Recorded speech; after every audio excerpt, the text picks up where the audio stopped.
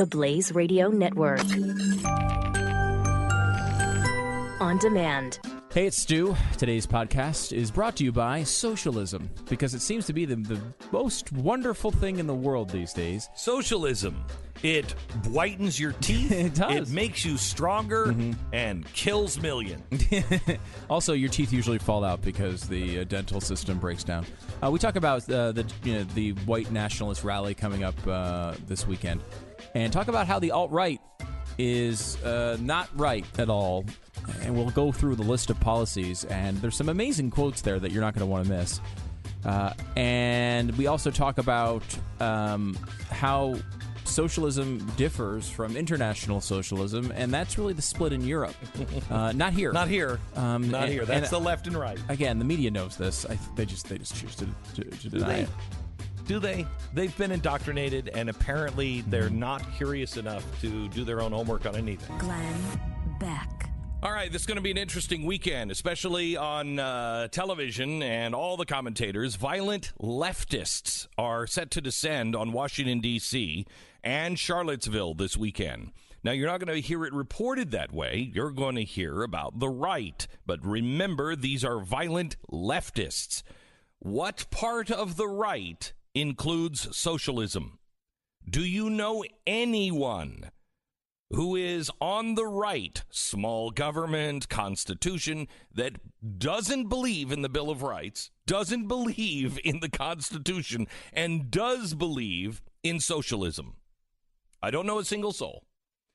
But somehow or another, the media has labeled the neo-Nazi movement into the right. They may have voted for Donald Trump, but they are not conservatives. Sunday marks the one-year anniversary of the Unite the Right rally, and a state of emergency has already been declared to free up additional law enforcement and National Guard. They say that over 2,000 demonstrators are to show up in Washington, D.C. That is a very, very small number for Washington, D.C. Now, no matter how many participants are in these organized possible riots, no matter how anybody tries to sell this, the media is going to cover this, uniting the right. It has nothing to do with the true American right. It may have European right, but not the American right, and especially conservatism. It is absolutely crucial for everyone not only to understand, but also scream it from the mountaintops. We reject their racism. We reject their violence, and we reject everything they stand for. And let me tell you what they stand for. Leftist principles. Instead of calling this rally Unite the Right 2, they should have called it Unite the Left.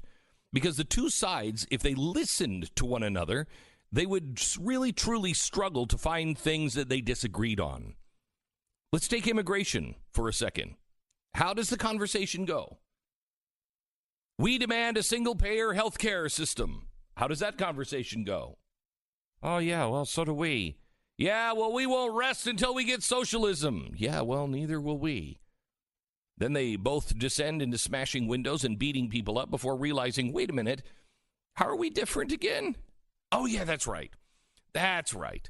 Your racism is directed to another group of people, but our side's racism is stronger. Don't let any media outlet or any person try to tell you that what may or may not happen this weekend has anything to do with the right or conservatism. It does not.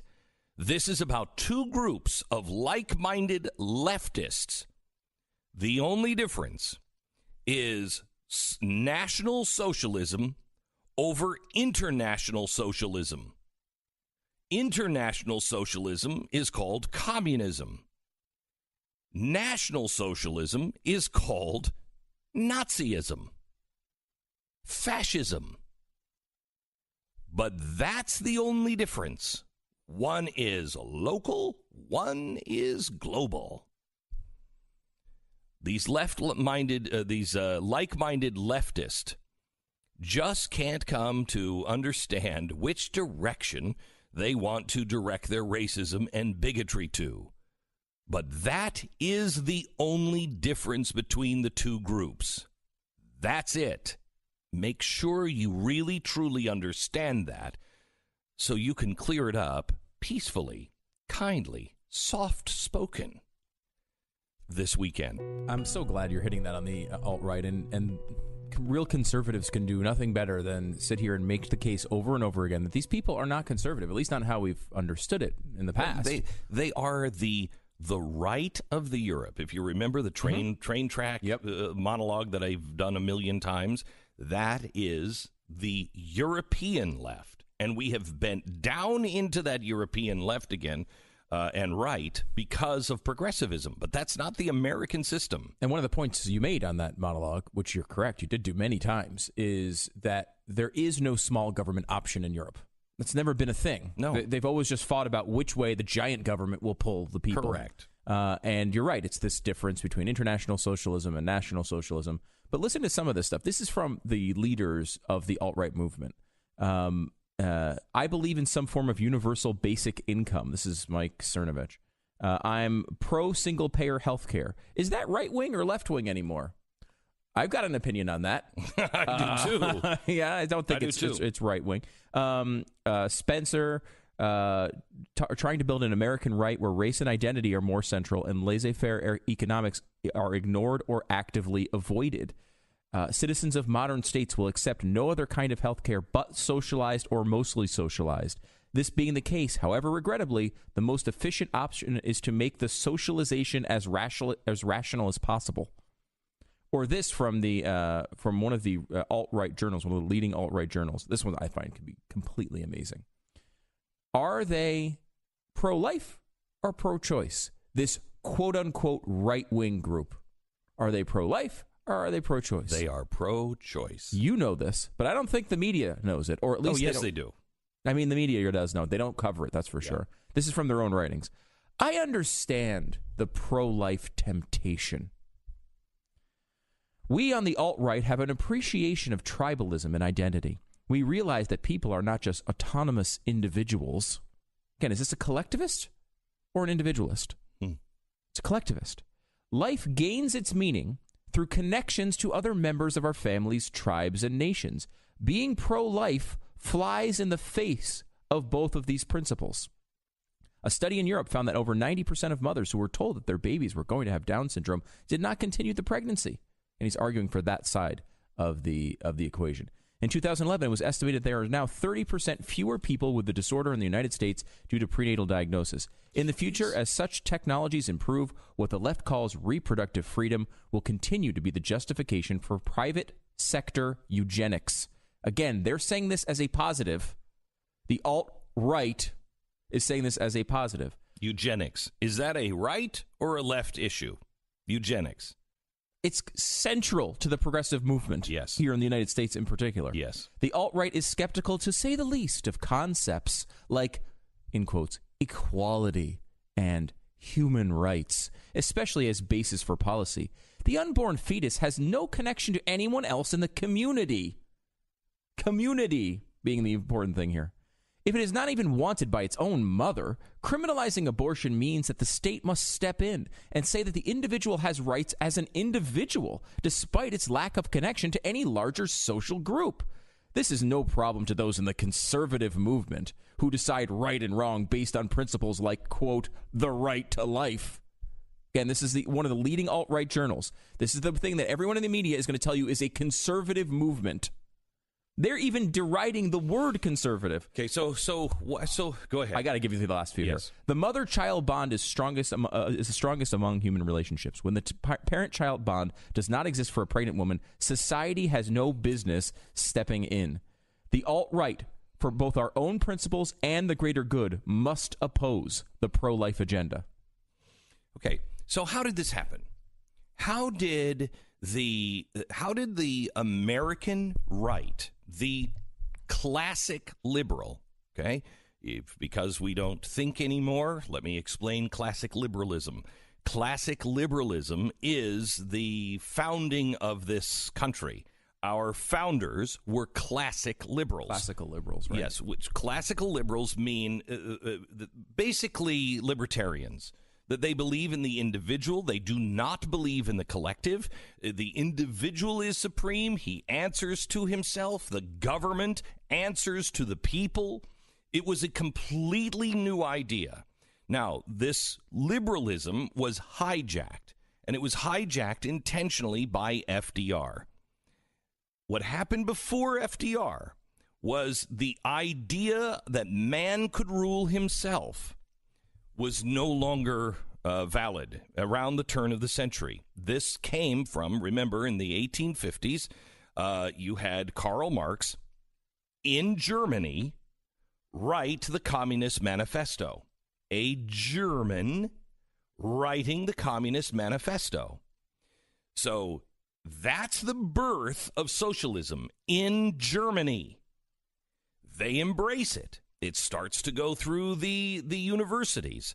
Our universities start looking to Germans and say, oh, well, they've got this new scientific method. Now, remember, we are based, our whole thing, our whole government, on science and reason. It's the age of reason. It is the Enlightenment. So we were built to look for scientific reasoning, scientific answers. So socialism comes in, eugenics comes in, Darwinism comes in, God is dead. It all starts to churn. And Nietzsche says, wait a minute, if you kill God, God is dead. This is a warning, not a celebration. God is dead. You're going to replace him with something. What did the Germans replace him with? For a while, science, eugenics. We can create the master race. But to be able to create the master race, you have to have somebody up at top deciding for everybody what's right, what's wrong. Well, here in America, our progressives look without judgment because the mass killing hadn't started yet.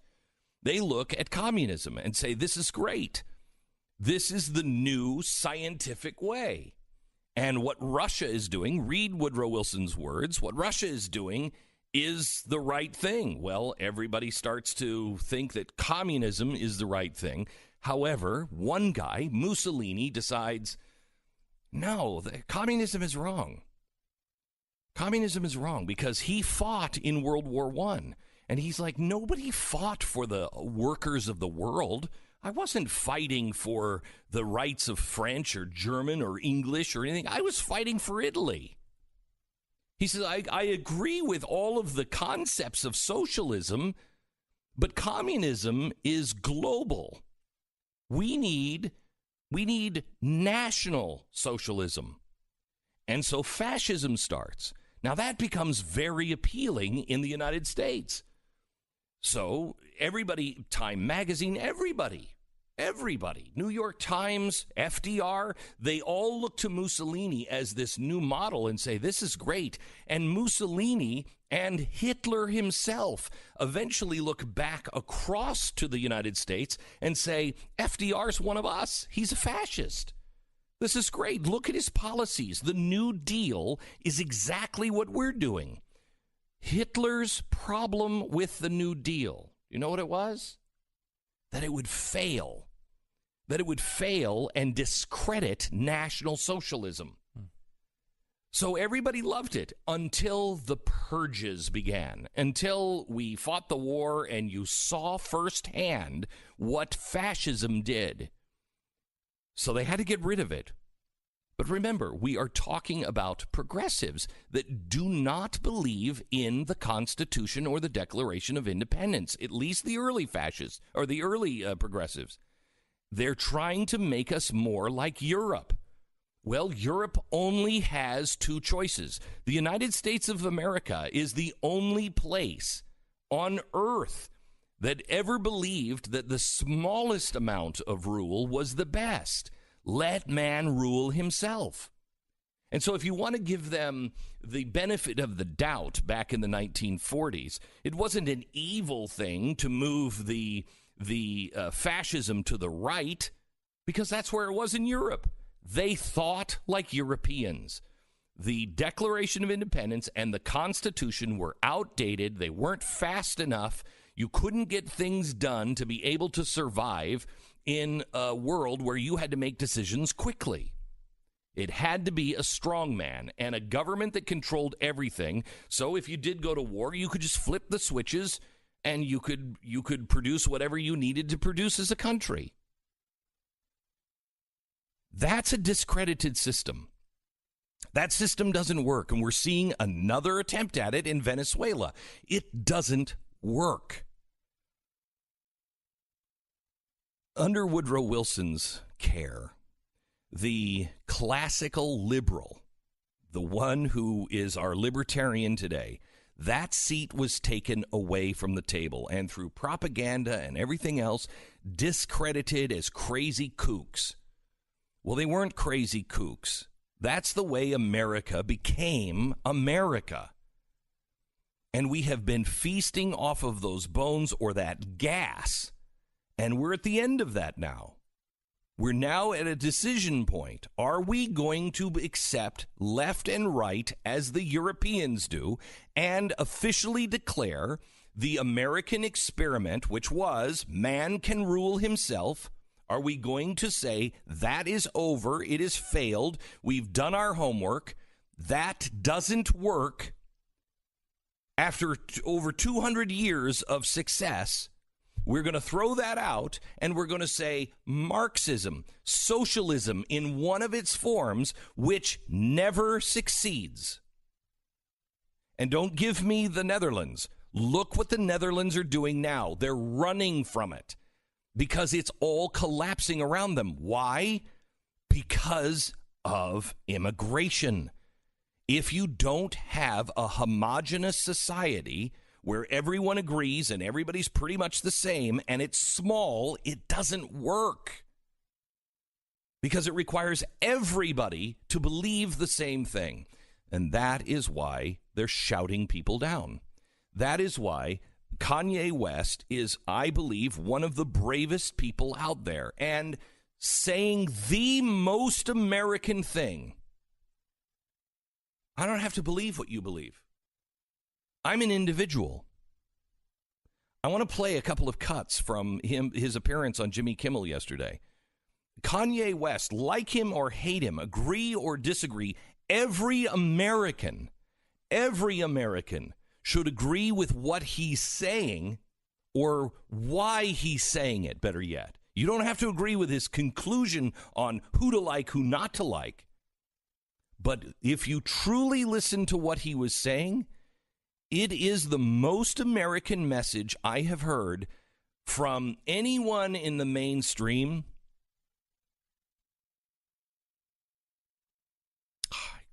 I can't think of another one. It's been that long. Glenn Beck. If you have time today, I want you to watch the whole Jimmy Kimmel clip with Kanye West. No matter what side of the aisle you're on, I think there's a lot to learn from it. I'm going to play a couple of the highlights.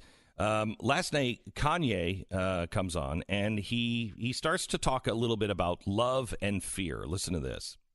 People got really mad when you were, some people were very happy when you said you liked President Trump. Do you think he is a good president? You're going to ask me, can I answer the first question you're going to ask? Answer whatever you want. Well, it's funny, in this world that we live in, there's two main motivating forces, and I tweet about it all the time. It's love or fear. And you can't explain love. My cousin is locked up for murder, and I love him. I saw he did a bad thing, but I still love him. And just as a musician, African-American, guy out in Hollywood, all these different things, everyone around me tried to pick my candidate for me. Mm-hmm. And then told me every time I said I like Trump that I couldn't say it out loud or my career would be over. I'd get kicked out the black community because blacks we're supposed to have a monolithic thought. We can only be Democrats and all. So even when I said it right before I went to the hospital and I expressed myself. Listen to this. And when I came out, I had lost my confidence. So I didn't have the the confidence to take on the world and the possible backlash. And it took me a year and a half to have the confidence to stand up and put on the hat, no matter what the consequences were. And what it represented to me is not about policies, and because I'm not a politician like that, but it represented overcoming fear and doing what you felt, no matter what anyone said, and saying, you can't bully me.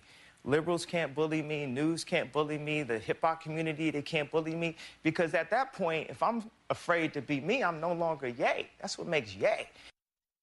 You hear that? That is the most powerful statement on so many levels. Let me just start here. Here's what the left doesn't understand.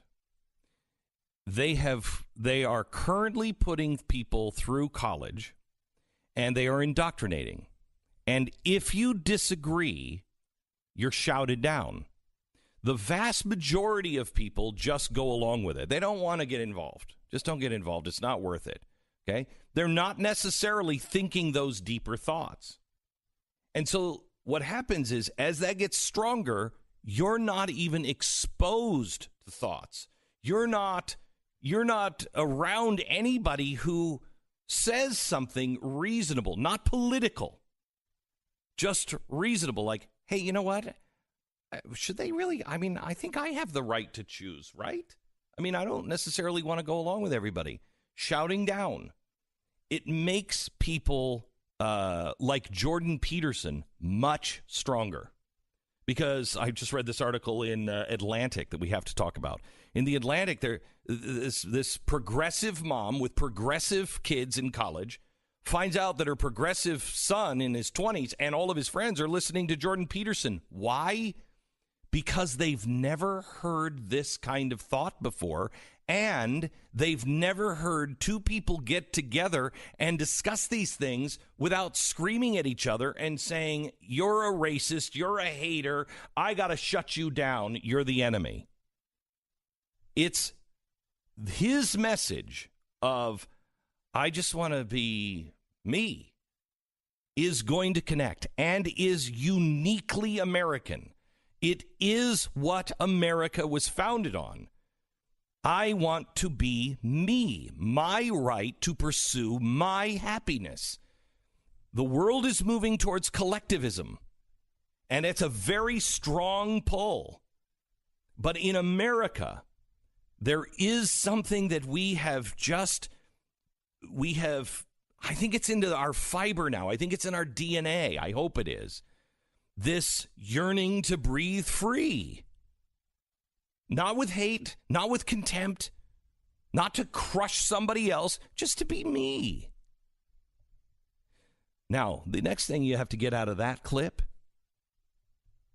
this broadcast with him last night started with, you make clothing, you're an artist, successful artist, actual physical art, not musical art. You're a physical artist that is incredible. You are a hip-hop guy. You're a music producer, incredibly successful. You make your own clothing, incredibly successful. Here's a guy who is at the pinnacle of success, and we've all seen how arrogant he can be.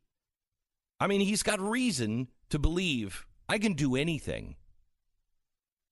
It takes him a year and a half to get the courage to say, I want to vote my own way. This guy, if this guy takes a year and a half to say it, what chance do you have? What chance do your kids have? This guy shouldn't be afraid of anything. And yet, he stood up because everyone said, you can't. They'll destroy you. They'll end your career. You'll have nothing in the end. And the guy had the balls to do it. This was not something that he just said. Everybody was like, oh, he's just saying that to sell an album. He might have at the time. You listen to him now? No, he wasn't. His album is already out. It's all done. He's making a much deeper point here, and that is get away from fear. You should not have the fear of McCarthyism. No matter what the ideology is that they're trying to stifle, McCarthyism is bad. Now, cut 2, please. We are too protective. We always don't want someone to get hurt. Can you imagine me talking to my publicist before I said I'm going on TV again? One of the things I think that got missed on TMZ is the main thing that I was stressing is the idea of trying love. You know, we're always, pushing out so much hate, and love can cure so much. Just to think, am I moving in love? Is this out of love, not out of pride? Pride is a word that people often say in a positive connotation, but it's actually one of the 7 deadly sins. And it takes too much ownership, but you can replace pride with love. And when I see people just even go at the president, it's like, why not try love? For one person to stand up against all odds and just hug somebody the way that Alice Johnson hugged her family when she got out of jail. That one by one, we can defuse this nuclear bomb of hate that we're in as a society by thinking of everyone as our family.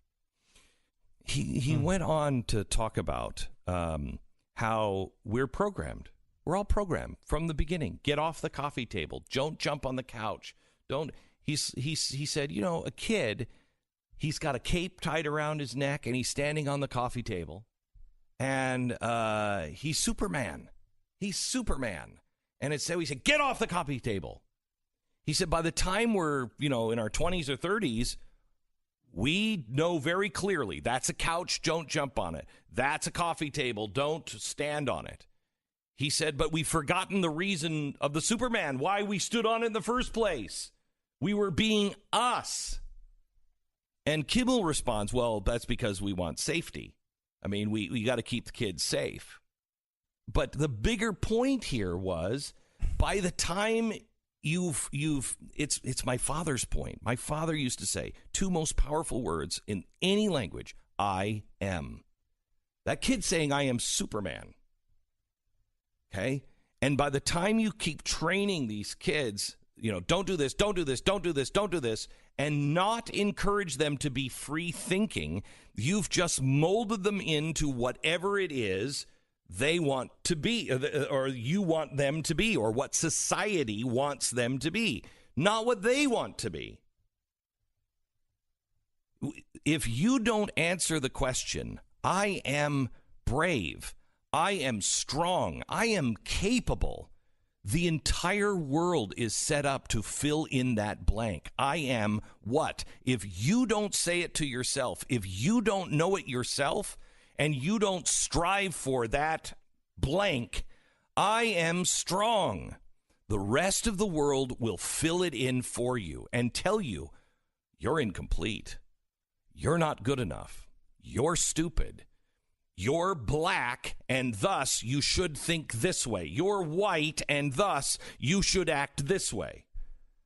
That's his point. It was profound last night. Yeah, and he has real evidence to back it up. I mean, he and his wife did this approach with the president, right? They decided to love him instead of just trashing him. And what happened? The most important thing to them as an issue, which was, she had fought pretty hard for this, for Alice Johnson, who he mentioned there, to be let out of prison for an old conviction. And it actually happened, right? Like they got real movement there. And it was because, that was a policy initiative you can agree with or disagree with outside of treating someone nicely, but they actually did that and got movement on it. So what is the definition of insanity, Stu? The one that always quoted is doing the same thing over and over again and expecting a different result. The media, I learned after Obama, after 12, I learned everything that I did, it galvanized half of the country that was likely to galvanize around this message in the first place. But it did not spread beyond that. It didn't spread beyond that. It may have made a difference in children that we are now seeing and yet to see that watch the show, but It didn't galvanize anybody else. It didn't reach beyond itself. Okay? In 12, we had the same result we had in 8. Why? In fact, it was the people were more strident. Why? Well, because our approach did not work. Now, I learned from that. Change your approach, not your viewpoint. Change your approach. He is right. He is right. What is the press doing? Definition of insanity. They saw a tactic that did not work. Done by the right. We were just doing what we had seen done to George Bush under the left. Two can play at that game. Now they're doing the same thing. They don't see it. And every time, if they would just stop with the Trump thing, if you just stop and treat him, if the Democrats would even embrace him on some things, they would. You would not believe what you could get done. I'm convinced of it. But because everybody wants to try to have these tribal lines and are frightening everyone else, stay in the tribe, stay in the tribe, stay in the tribe. The results are going to be exactly the same. Don't stay in the tribe. The tribe is going over the cliff. Both sides going over the cliff. Kanye is right. Be an individual. Glenn Beck. We go to Dan in Ohio. Hello, Dan. Hey, good morning, Glenn. How you doing? I'm good. Hey, Glenn, I'm all fired up, really. After this recent election we experienced here in Ohio, it kind of hit me. That election really typified where we are in this country and how divided we are, because it was about a 50-50. Yeah. And it got me to think, and I know it sounds a little radical, but I think we're at a point that there's one of three things going to happen. Mm-hmm. We're going to have a revival. Yes. We're going to have a civil war. Yes. Or really what I think we need to start thinking about is dividing us up into two nations. We do not want to go back under the rule of the left. They don't want to come under our rule. And so we take it to the states. And the states vote. They become a blue or a red state. Won't happen without a civil war. That won't happen without a civil war. I mean, your neighbors believe that the state should be, blue. You believe that it should be red. And they believe it just as much, and it's their home too. It's not that doesn't happen without a civil war. What has to happen is to come back on principles, and those principles, when you actually talk to people with reason. I'm not talking about the political people. I'm talking about you talk to your neighbors, blue or red, and you just discuss the principles of the Bill of Rights. We agree on those things still. The vast majority does. The only thing that will bring us back together is a rational, non-political understanding of the Bill of Rights. That's how we got along in the first place. And it's what will bring us back together today. Otherwise, I don't think there are three options, Dan. I think we either come back into our unum, back into our Bill of Rights understanding and agreement, and let everything else go, or we have a civil war. And we're already in a cold civil war now. Glenn Beck. Hey, friends, have you ever wanted to incite people towards anarchy and chaos? Have you dreamt of rallying people to harass members of the president's administration who you just can't stand?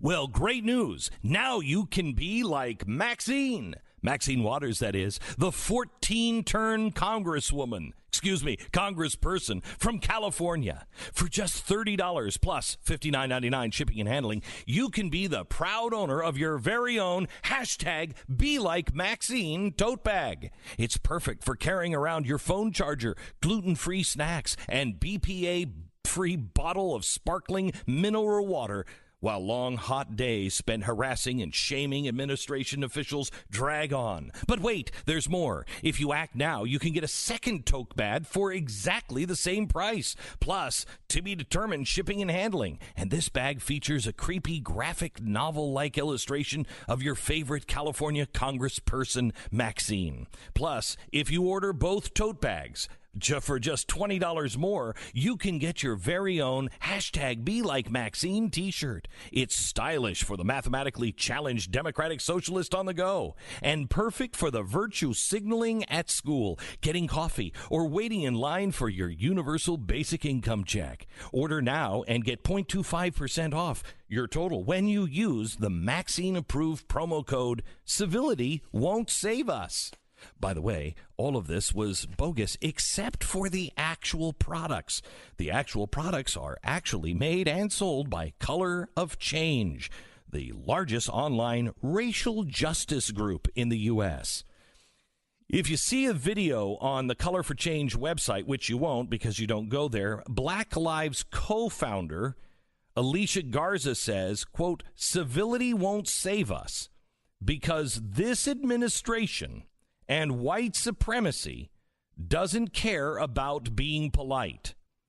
So Color for Change has now launched the Be Like Maxine to encourage people to be rude.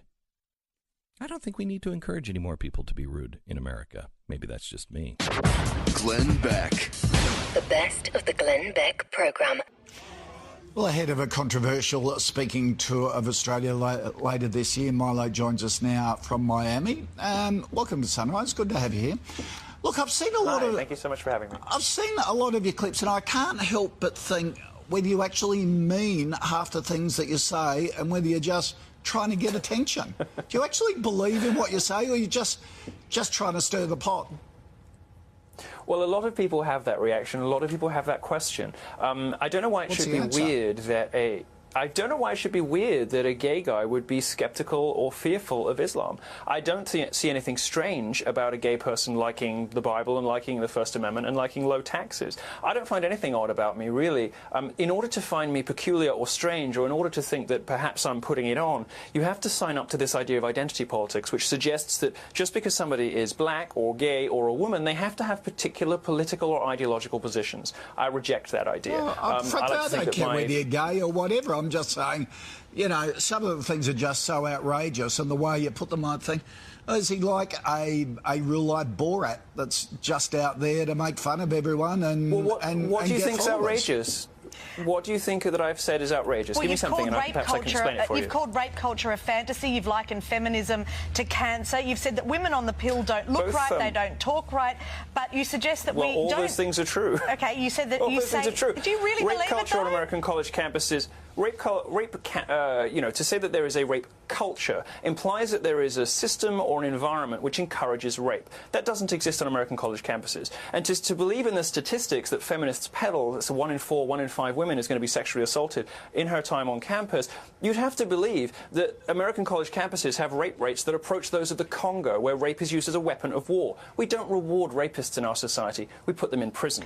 On the feminism question, women agree with me. 4/5 of American women do not describe themselves as feminists, and just 7% of British women describe themselves as feminists. I would imagine that Australia, being a very sensible country, would share those views too. It's only journalists who insist on political positions and insist on feminism in public. Actual people at home agree with me. I've heard you say that with almost every interview that I saw you do. But on your statement... Then you should ask different questions, darling. I'm just about to. You've said that women on the pill don't look right and don't talk right, but you don't suggest that we replace the pill with anything, because you say we need the kids to breed enough to keep the Muslim invaders at bay.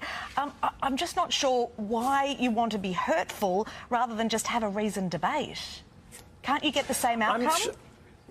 Or a better outcome? And Conservatives have tried for 30 years to be polite, to obey the speech codes of the left. Oh, you shouldn't make jokes about this. You shouldn't hold these positions. If you actually read the column in question, which is titled Birth Control Makes Women Unattractive and Crazy, which Hillary Clinton quoted in her campaign speeches, you'll actually find that it's a work of satire, but it is based on scientific studies. There are consequences to women's bodies when they're on the contraceptive pill. And to finish off a column saying something about, you know, declining birth rates in the West and increasing birth rates in the East is perfectly true.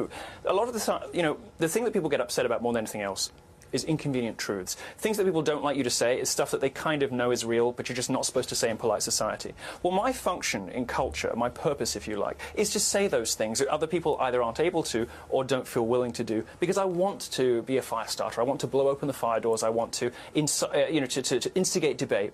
And other people then can take that wherever they choose. I don't want everyone to be like me, but it's very important that some people are like me in a culture of stultifying political correctness, where people are worried about making the wrong jokes, worried about having the wrong opinions, and worried even in citing the wrong studies. Okay, well, you're touring later this year. Thanks very much for joining us. Thanks, Milo. Thank you. Thank you so much.